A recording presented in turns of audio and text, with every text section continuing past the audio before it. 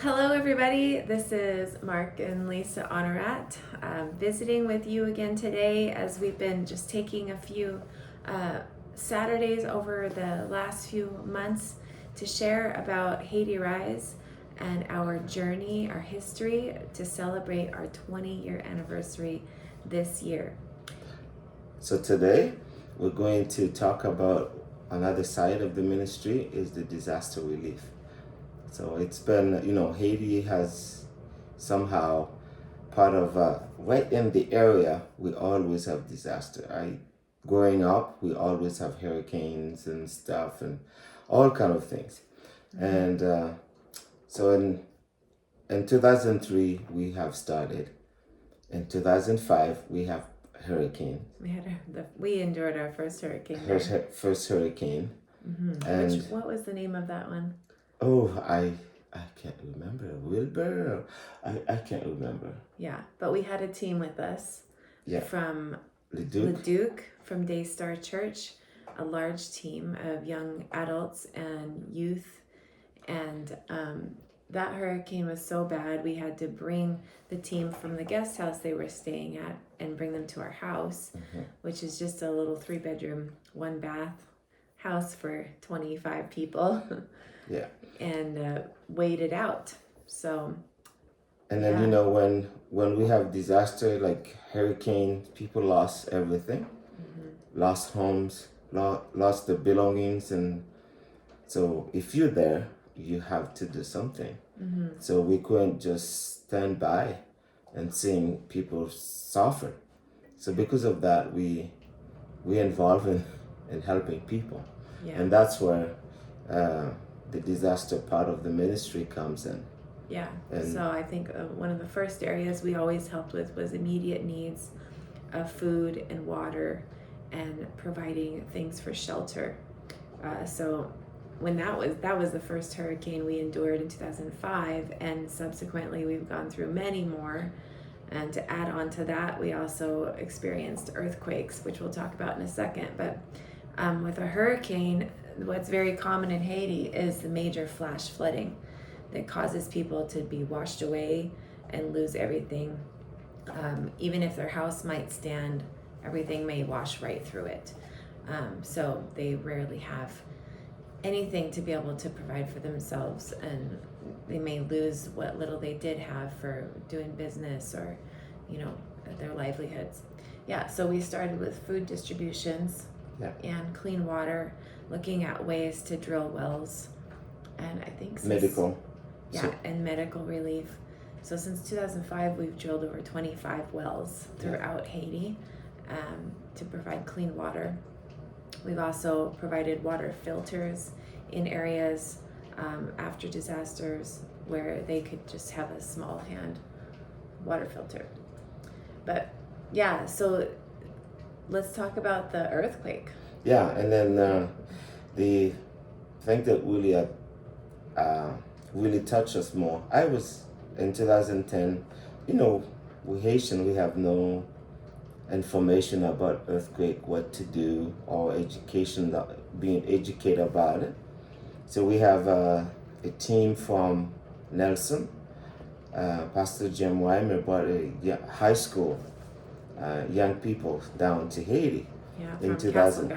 From Castlegar. And then they got there 35 minutes into our campus, and they were making themselves at home. Really excited. We are all excited. The tech school was running. We were thriving, I tell you. We finished building the technical school to December 2009. 1 month before. 1 month before, and the guest house was finished, and we have people living in it, using it, the kitchen functioning, and the team just got there. And I went down to the tech school to get one of our computer teachers to come and help the team connect with the internet so they can get news back to the family that they got there safe and sound. I tell you, just 35 minutes, something explodes. I actually myself, I thought it was a bomb because the ground came up uh, like 1 foot threw us in the air and then tried to run. It's like the moon dance. And then look around us. Everything is collapsing. And then you finally realize it's an earthquake. Yeah. And not knowing what to do. I don't know if you will know what to do right away on an earthquake. 7.0 at the time. Magnitude. Yeah. So it was so strong. Everything in the community, at that earthquake, over 300,000 people died, and Half a million homes yeah, destroyed. 500,000 homes destroyed. It was rubble and things all around us. Total disaster. It was a total disaster. Yeah. And the walls around our campus just fell. Our tech Exposing school the was whole- destroyed after 7 years building it, and it was destroyed. It did not collapse, thank God, because we had over 300 students taking classes in the technical college in our brand new computer lab, brand new freshly tiled classrooms, but all of the posts on the first floor level cracked and made it very unstable for us to be able to have people in it. So we had actually asked Samaritan's Purse to come to Haiti. They had not been in Haiti yet. We asked them to come to Haiti to help us deal with this disaster because that was at a magnitude we'd never faced before. Yeah. So they came and they used our campus for 4 months to be able to provide relief to our community, providing shelter with tents and immediate relief like we talked about. But another big thing they did was help us assess building damage, not just of our buildings, but buildings all around the area. And they came with huge machinery and equipment to help tear down and clear out buildings that had debris that had been destroyed. So after 7 years of construction just on our technical college building, from the day that we had started until December 2009, that building had to be torn down. And that was devastating for us, everything that we had put into all of our sweat, blood, and tears. But God is faithful in some amazing way. He just reassured our hearts that to just give that to Him, treat it like a tithe, like a tenth of all of our efforts, and He would make the ministry grow and expand. And subsequently, Haiti Arise exploded after 2010. Yeah, so that's why you don't we don't stop, we don't quit when things are difficult. No. You know the call of God. God has given you the vision, the heart, the passion, and the needs are all around us. So we said, well, though we may fall, we will rise again. Because God is in control. So we had to trust God to continue doing what God has called us to do. Yeah. So after 2010, many parts of the vision took place. Mm-hmm. So the medical clinic was established. The technical school that was destroyed, and it was was rebuilt, and even three times the size that it was in half before. the time. And half the time. By the sponsorship of Crossroads Church in Red Deer. Yeah, so they took it on with us, and then we built it for us. And then the elementary school was started. And, after 2010, the Children's Village established. And the goat farm was, we started the goat farm, but it also destroyed the earthquake. It was rebuilt. And the high school now is being built. So, that's what, if you are faithful, God is always faithful. Yeah. And He will reward your faithfulness. Yeah. And I believe that's what God has done with us, with all of our partners. And you've seen things in your heart to help other people, and then you help us. Yeah. Then also that's why because of the magnitude of the this disaster that was all around us. People were living in this street. They have no food, no clothing, and no home to stay. So that's where we started building homes. Each one build one. Each one, it was each one build one, and partnering with Nelson, Pastor Jim Weimer, Kootenai, Christian Fellowship, and then lots of other churches and individual families. So they need, and we share it with you, and then you come alongside and help those that were in great need.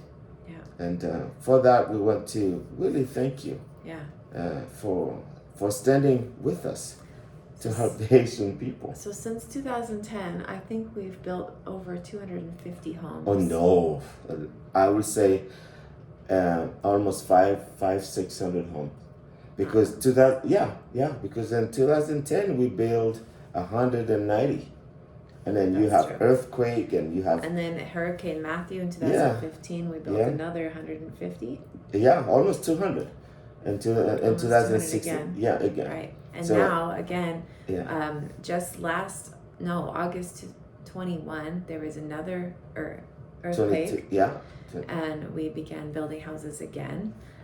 We haven't actually ever finished. We've just continued to build as people have supported. We had many churches in the U.S. this time that gave tremendously. And now, just 10 days ago, if you have not heard on the news, Haiti was again hit with severe hurricanes and flash flooding, rock slides. And in the two towns right on either side of Grand Guave, where we are, in Léogâne and Petit Guave, they were totally flooded out. People were trying to, save their children and carrying them on their backs, wading through this rushing river that was higher than their waist. Cars were floating down the street. People lost everything. So far, the death toll is about 45 that they know of, but there's thousands that have been displaced again and lost homes. So again, we bring the appeal out and ask, are you willing to give to help us rebuild someone's home? Just imagine if it was you or me, if we had lost everything and wondering, where are we going to put our children to sleep safely? How would you feel? And most of us have big, beautiful homes with many bedrooms, and most Haitian families have very small homes that would be the size of sheds that we keep our tools in here. And for them to be able to house their families of 5, 6, 8 in those small spaces, that's all they have. So we just want to appeal to you again. We will continue to build as long as we have funding that comes available. To build a house now costs about $8,000. Yeah, it's about $8,000. To build a 2-room house with a porch, all secure with hurricane ties, solid concrete homes with tin roofs. And that's the design that has evolved through the years that we have found to be the most cost-effective and also the safest. In the last hurricane from Hurricane Matthew in the south, when they had a subsequent hurricane after that, of all the homes that we had built in those areas, only one had damage. So that's a great testament to our work crews and all of our teams that have come down to help in building those homes. Yeah, it's, it's always hard to come and ask you again and again. But is it a bad thing? I don't know. I think as we live, we see our neighbor, our friends, if they are going through hard and difficult time. I believe our responsibility is to come alongside, to be, good citizen of the world. And so the Haitian people, they've been going through a very difficult time for years and years. Sometimes it's not their fault. How can you say it's their fault? It's they don't choose to be born there. They choose to be born there, and most Haitians can't leave their own country. They're captive in their own place. Most countries will not allow Haitians to come, and they can't leave without getting a passport. It's very difficult to get a passport in Haiti. You have to have a lot of money, it's not their choice to live in poverty. Yeah, and then those powerful, whatever going on in the environment and flash flooding, homes are not strong, so we have to continue helping the Haitian people, and so we come to you today again, and we said that would you consider being involved, and small amount you can give, because right now I keep receiving calls from our people down there, different community leaders. They have no toiletries, they have no food, they have no clothing, and so it's been a week ago since that happened. Yeah. So we want to ask you to go to the disaster relief, and if you can donate, and we'll make sure that those people getting help Yeah. that So they need. to give, you can go to HaitiArise.org, donate page, and give one time, give monthly, whatever you're able to give. It makes a difference. And we also just want to put the plug in that this is our 20-year anniversary again for Haiti Arise. And we are planning a couple events coming up soon to celebrate. We have one coming up July 20 years. 7th in Newman Lake, Washington, where we're going to be hosting a dinner there. So if you are in any area of Washington, Oregon, Idaho, we would love to have you join us. California, even if you want to come from Florida, you're welcome to come. You can get the information on our website. And we're having one in Canada, Alberta. Yeah. In Red Deer at Crossroads Church, August 26th. So mark the date for that one.